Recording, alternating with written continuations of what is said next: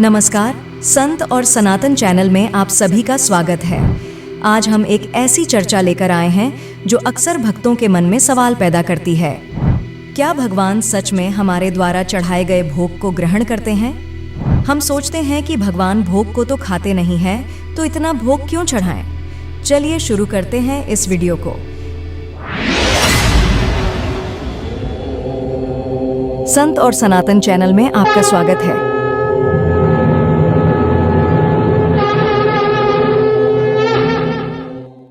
इसका जवाब ढूंढने के लिए हमारे चैनल के इस विशेष एपिसोड में हम आपको एक प्राचीन गुरुकुल की कहानी सुनाते हैं, जहां एक शिष्य ने अपने गुरु से इसी तरह का सवाल पूछा था। एक बार की बात है, एक गुरुकुल में गुरु अपने शिष्यों को उपदेश दे रहे थे। उसी बीच एक जिज्ञासु शिष्य ने हाथ उठाया और बड़े ही आदर से पूछा, गुरुजी, क्या भगवान सच में हमारे द्वारा चढ़ाया गया भोग खाते हैं? अगर खाते हैं तो वह वस्तु समाप्त क्यों नहीं होती? और यदि नहीं खाते तो आखिर हम भोग चढ़ाते ही क्यों हैं? गुरु ने उसकी ओर मुस्कुराकर देखा, लेकिन तुरंत कोई जवाब नहीं दिया। वे अपने प्रवचन को जारी रखते हुए शांति से पाठ पढ़ाते रहे। शिष्य की जिज्ञासा बढ़ती जा रही थी, लेकिन गुरु ने उसकी बेचैनी को नजरअंदाज करते हुए उस दिन के प्रवचन के अंत में एक श्लोक पढ़ाया। ओम पूर्णमदः पूर्णमिदं पूर्णात् पूर्णमुदच्यते पूर्णस्य पूर्णमादाय पूर्णमेवावशिष्यते। इस श्लोक का अर्थ था, यह संपूर्ण है, वह भी संपूर्ण है। संपूर्ण से संपूर्ण को निकालने पर भी संपूर्ण ही शेष रहता है। गुरुजी ने सभी शिष्यों को निर्देश दिया कि वे इस श्लोक को कंठस्थ कर लें। 1 घंटे का समय दिया गया और शिष्य सभी उत्साह से इसे याद करने में जुट गए। समय पूरा होने पर गुरु ने प्रश्न पूछने वाले शिष्य को बुलाया और पूछा, क्या तुम्हें श्लोक याद हो गया? शिष्य ने आत्मविश्वास से पूरे श्लोक को शुद्धता के साथ गुरु को सुना दिया। सुनकर गुरु ने सिर हिलाया और बोले, नहीं, तुम्हें अभी याद नहीं हुआ? शिष्य अचंभित होकर बोला, गुरुजी, मैंने तो श्लोक सही सही सुनाया है, अगर चाहें तो आप पुस्तक से जांच सकते हैं। गुरु ने शांत स्वर में कहा, यहाँ एक बात समझो, यह श्लोक स्थूल रूप में पुस्तक में लिखा हुआ है। तुमने इसे पढ़ा, इसका अर्थ समझा और सूक्ष्म रूप में यह श्लोक अब तुम्हारे मन और मस्तिष्क में बस गया है। इस प्रक्रिया में पुस्तक में लिखे श्लोक में कोई कमी नहीं आई। इसका अर्थ यह है कि तुमने इसे अपने अंदर समाहित कर लिया, लेकिन वह श्लोक पुस्तक में यथावत बना रहा। शिष्य को अब कुछ कुछ समझ में आने लगा, पर गुरु ने उसे और स्पष्ट करते हुए कहा, बिल्कुल इसी प्रकार जब हम भगवान को भोग अर्पित करते हैं तो वह इसे सूक्ष्म रूप में ग्रहण करते हैं।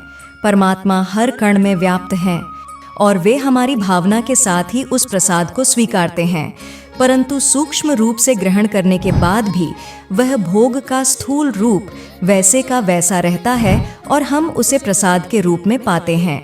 भगवान हमारे द्वारा चढ़ाए गए भोग की हर वस्तु को उसकी भौतिक उपस्थिति के साथ ग्रहण नहीं करते। वे उसे उस गहरी निस्वार्थ भावना के साथ स्वीकारते हैं जो हमारी श्रद्धा से उत्पन्न होती है। इस तरह भगवान भोग को प्रत्यक्ष रूप में नहीं, बल्कि हमारे मन और हृदय के भावनात्मक और सूक्ष्म स्तर पर ग्रहण करते हैं। गुरु ने आगे कहा, सूक्ष्म रूप से भोग ग्रहण करना ऐसा ही है जैसे किसी सुगंधित पुष्प को सूंघना। उस पुष्प की सुगंध आपके महसूस होती है, लेकिन फूल तो छोटा नहीं होता है। इसी तरह भगवान हमारे प्रेम और समर्पण की सुगंध को अपनी आत्मा में समेट लेते हैं।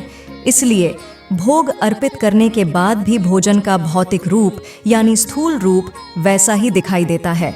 इसे हम प्रसाद के रूप में ग्रहण करते हैं, जो अब हमारी भक्ति का प्रतीक होता है, और वह प्रसाद भगवान का आशीर्वाद लेकर आता है। लेकिन आजकल का प्रचलन है कि बाजार से लड्डू या मिठाई लाकर हम चढ़ा देते हैं। क्या आपको पता है कि उसमें शुद्धता कितनी है? नहीं। किस भाव से उस मिठाई को बनाया गया है आपको पता है? नहीं। इसीलिए कलयुगी सनातनियों को भगवान का आशीर्वाद भी नहीं मिल पाता है। हम एक शॉर्टकट क्रिया कर रहे हैं भगवान को पूजने की। हमें भगवान से करोड़ों रुपए चाहिए बिना समर्पण के। सभी सनातनियों से निवेदन है कि भगवान को घर का बना प्रसाद ही चढ़ाएं। आप थोड़ी सी खीर या आटे की बनी थोड़ी सी पंजीरी भी काफ़ी है। वो भी नहीं है तो गुड़ और चना तुलसी की पत्ती के साथ चढ़ाएं। भगवान को ऐसा प्रसाद न चढ़ाइए जिससे आपको आर्थिक दबाव महसूस हो। जो भी चढ़ाए खुशी से, शुद्धता और श्रद्धा से अर्पित करें। स्नान करके प्रभु का सुमिरन करते हुए प्रसाद बनाएं। अपने को जो खाने की इच्छा हो वो ही प्रसाद में न बनाएं। आपको ऐसा भाव अपनाना है कि भगवान हमारे एक अतिथि हैं और उनका स्वागत करना है। ईश्वर हर कण में व्याप्त हैं। उन्हें किसी भौतिक वस्तु की आवश्यकता नहीं होती, क्योंकि वे इस पूरे ब्रह्मांड के सार हैं।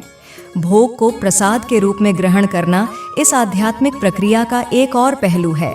प्रसाद में भगवान का आशीर्वाद होता है और इसे ग्रहण करने से हमें आंतरिक रूप से शुद्धि और ऊर्जा मिलती है। हाँ, अगर हम प्रसाद को भक्तिभाव से खुद अपने हाथों से बनाते हैं तो यह कई गुना प्रभावशाली बन जाता है। ऐसा नहीं है कि हमें 56 भोग ही चढ़ाना चाहिए। अपनी श्रद्धा और आर्थिक क्षमता के अनुसार शुद्ध और साफ एक रोटी भी भगवान को चढ़ाते हैं, उससे भी भगवान प्रसन्न हो जाते हैं। शिष्य अब पूरी तरह से संतुष्ट था। उसे अपने प्रश्न का उत्तर मिल चुका था। उसने समझ लिया था कि परमात्मा का भोग लेने का तरीका हमारे स्थूल जगत के नियमों से परे है। वे हमारी भावनाओं और श्रद्धा को स्वीकारते हैं और सूक्ष्म रूप में ग्रहण कर हमें आशीर्वाद देते हैं। गुरु के इस उत्तर ने सभी शिष्यों के मन में भक्ति का नया भाव जगा दिया। अगली बार जब आप भगवान को भोग अर्पित करें तो याद रखें कि यह सिर्फ प्रसाद नहीं है, बल्कि आपके समर्पण का प्रमाण है। यह आपके और ईश्वर के बीच की भावना का एक सेतु है जो आपके श्रद्धा को ईश्वर तक पहुंचाता है। इस तरह के वीडियो और सनातन धर्म के अद्भुत ज्ञान के लिए हमारे चैनल संत और सनातन को सब्सक्राइब करें, लाइक करें, शेयर करें और अपने विचार हमारे साथ कमेंट में ज़रूर साझा करें। जय सनातन, जय गुरुदेव, जय मातृभूमि।